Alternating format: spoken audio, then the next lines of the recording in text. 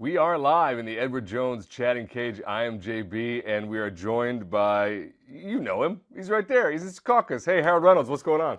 JB, my man, how you doing? I'm good. I'm super excited. You know, I actually have to go way back to Brooklyn when I saw you take some cuts in an actual batting cage.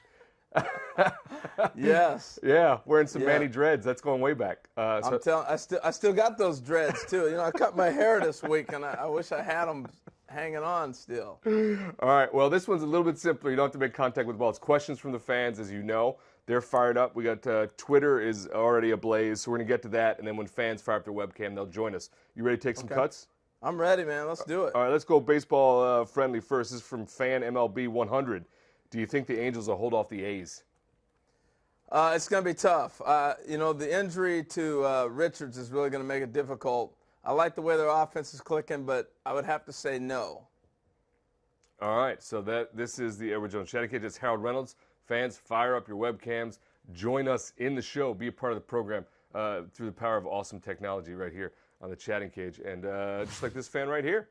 Hey, what's your name? Where you from? What's your question for Harold? If you could be teammates with any MLB player right now, who would it be?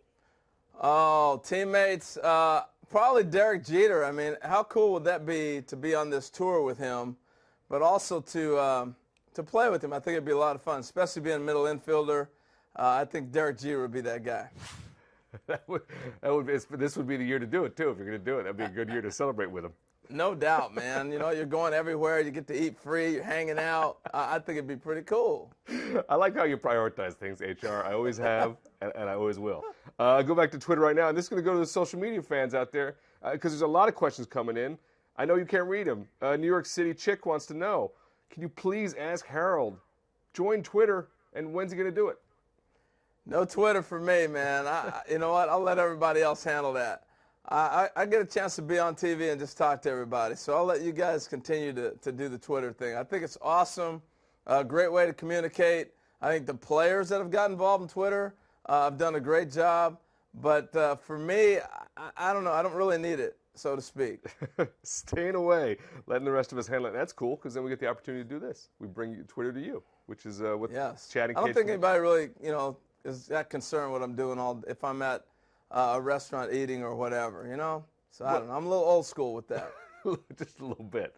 All right, well, this is the Edward Jones Chatting Cage. You can tweet your questions to hashtag Chatting Cage at Edward Jones, or you can get your webcam fired up and join us here in the cage and get some cuts in here with Harold. Let's go back to Twitter right now, Harold. I know you got to hang with me.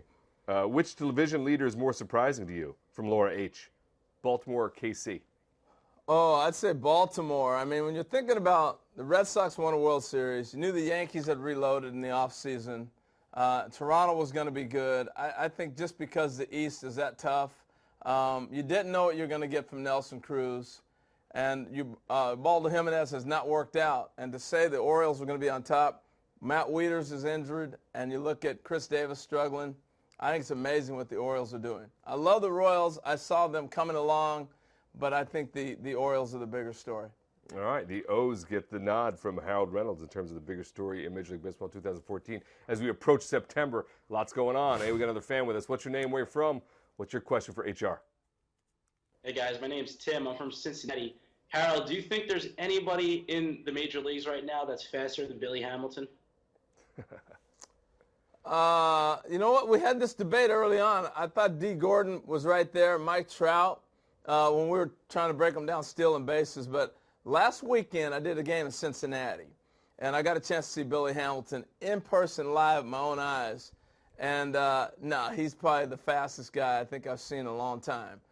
In my time going back and to now, the fastest people I think I've seen in person, Deion Sanders, incredible, Bo Jackson, and get this one, Willie McGee. I saw Willie McGee scoring a pass ball when he got traded from St. Louis to Oakland, and I'd never played against him because we didn't have interleague play, and it was a pass ball in the Kingdome, and he went from second to home like that.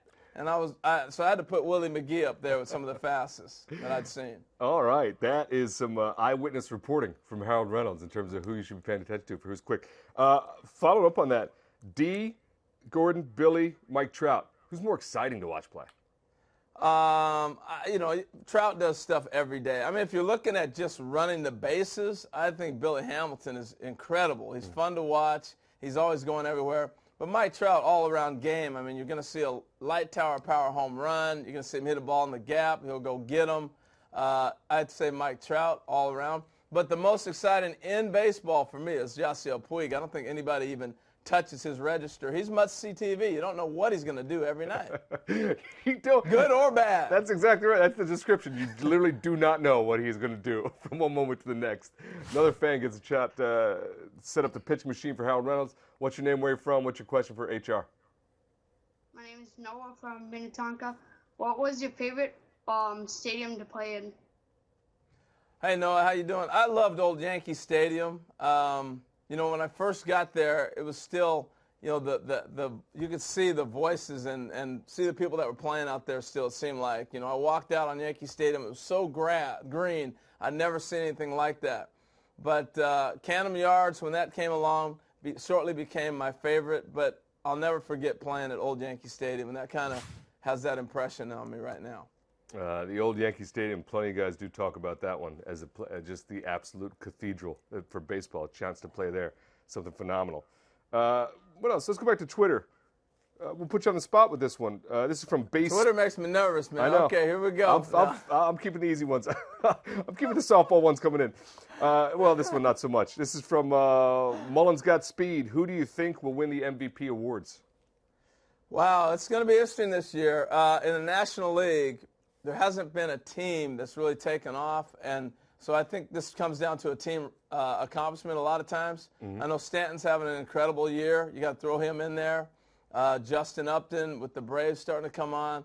But I think, and it pains me to say this because I don't ever think a pitcher should win it, but I think Clayton Kershaw is going to win the MVP. You look at what he's doing, the ERA, the season he's having, a no-hitter in there, and no position player just having that year that just kind of blows everybody away.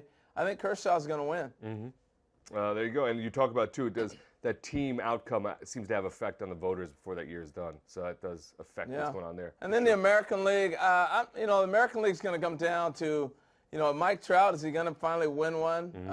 I think he's got a pretty good shot at doing that again. All right. Well, being there right at the end anyway. No doubt. Trout and Kershaw obviously in the conversation, if nothing else. They don't actually walk away with it. We can mark this moment as when Harold Reynolds picked them. This is the Edward Jones Chatting Cage. Another fan joins us. What's your name? Where you from? What's your question for Harold?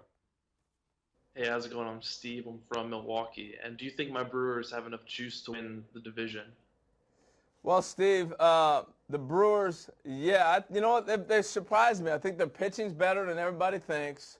The division is going to be tough. The only thing that worries me about the Brewers, and I said yes, but I got to kind of take that as a soft yes, because the Cardinals are getting Yachty back, and they're going to pick up Waka. It's like making a great trade as they head to September. And they're starting to come on. I think they're, 1.5, 2, somewhere in that range. Seems like every week. So that will be the club I think you should be worried about the most. And at the end of the day, since I said yes, I'll stick with it. But I think the Cardinals are going to be creeping up on them quick. That NL Central race always something a lot of fun to watch, especially as the Brewers have made that run this one. Now, Harold, I actually want to follow up on something. You had a great major league career, and now your post-career has been phenomenal, watching you just dominate the broadcasting world as you're now part of the MLB Network and now on the Fox family. But I also have gotten to know you, and you're just unbelievably accessible. You're just a person doing a job, but you don't seem to rest on anything.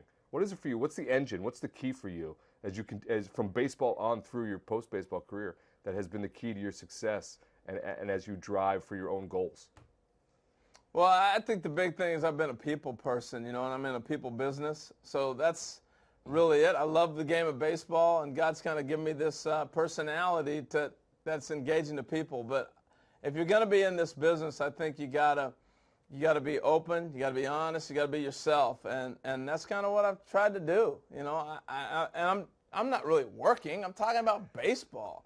So let's put it in perspective that the real world out there, people are really working. There's a lot of ugly things that happen in lives, and I get to talk about baseball every night. So when people get home and I get a chance to entertain them, I want them to drop all their worries and all their cares and enjoy the game for what it's worth. And That's kind of the mantra and the mindset I go at it with.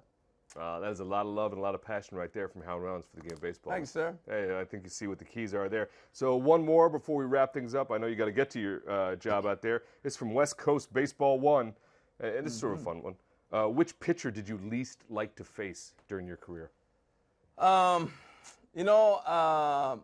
Probably John Candelaria. I could never pick him up. You guys are like, John Candelaria, all the guys you faced? Yeah, he was probably the toughest to pick up. Most intimidating was Nolan Ryan. That's one of my greatest stories, though. I mean, I was facing Nolan one day. I'll tell this real quick because I know we don't have a whole lot of time. But I was facing Nolan one day, and he would always lob his last pitch, and then he'd stomp around the dirt as a third baseman in front of home plate as the third baseman threw him the ball as they threw it around the horn, and he'd go up. So one day we're playing in Texas, and he's thrown 2 one-hitters against us, one early in the year and one the year before, and I had the one hit. One of them, Rafael Palmeiro, fell down on his way to first base, and I beat him out. So Nolan threw 2 one-hitters, I had the one hit. So this particular time, he catches the ball, and he's up by the dirt, and he says, "Don't even think about bunting." And I'm like, okay. And I turned to Pudge. I said, "He talking to me?" And so I'm like, "All right, old man." You know, he's about 45, 46. I said, "All right, old man," to myself. I didn't say it to him. I bet not. And so I stand as close to the plate as I possibly can. And he throws one at my head to start the game, flips me. Now I'm scared to death. But I can't move. I got to stand back up there closer than what I'm used to being at. So anyway, the count gets to 3-1. I get a pitch, and I lift my leg. I swing as hard as I can, and I got a foul ball going. I think it's going to be fair. It's going to be a home run, and it goes foul. And I stood there and watched it like Reggie Jackson, set my bat down. I was thinking I was cool. I said, "Yeah, I got you, old man." And it went foul. And I said, "Uh-oh, he's going to drill me." And he ends up walking me. I steal second. He's yelling at me. He's cussing me out. I steal third, and then I end up scoring. The next day, he's running his laps in the outfield, and we're playing catch, and he says, "Hey, way to compete yesterday, kid." And I went, wow, Nolan Ryan. I was scared to death of him. Even now, when I talk to him, it's kind of still like, "Hey, Nolan, how you doing?" He was the most intimidating. Anyway, I thought I'd give you an entertaining story. That's one of them. That's a great story, and I mean, what's amazing about that, too, the takeaway, first of all, styling like Reggie must have been fantastic in that moment until it went foul. That last 10 feet must have hurt you. But It did. To hear him talk about it the day after, when the game's over, as just a way to compete, and that he didn't hold that anyway. It's phenomenal. Yeah, and that tells you a lot about who Nolan was, to be as competitive as he was. You know, the other night, Tim Hudson got his 2,000th strikeout, and the only thing I could think of was, man, he's still 3,000 short of Nolan. I mean, you think about it. All the time I've been on TV, I've been broadcasting Tim Hudson. And you think about the career that he's had, and for Nolan Ryan to still be 3,000 strikeouts ahead of him, it's incredible. It's mind-blowing, unbelievable, a true competitor, a great guy, as are you. Harold Reynolds, thanks for stepping in the cage, man. Appreciate it. Thanks for having me. Hey, no problem. See you all. Thanks for all the messages, the Twitter, and everything else. Keep the tweets coming. We love it. I'm not on it, but we love it. We'll get them to Harold, folks, next chance we can. That's Harold Reynolds. I'm JB. Thanks for being with us for this version of Edward Jones Chatting Cage. We'll see you next time.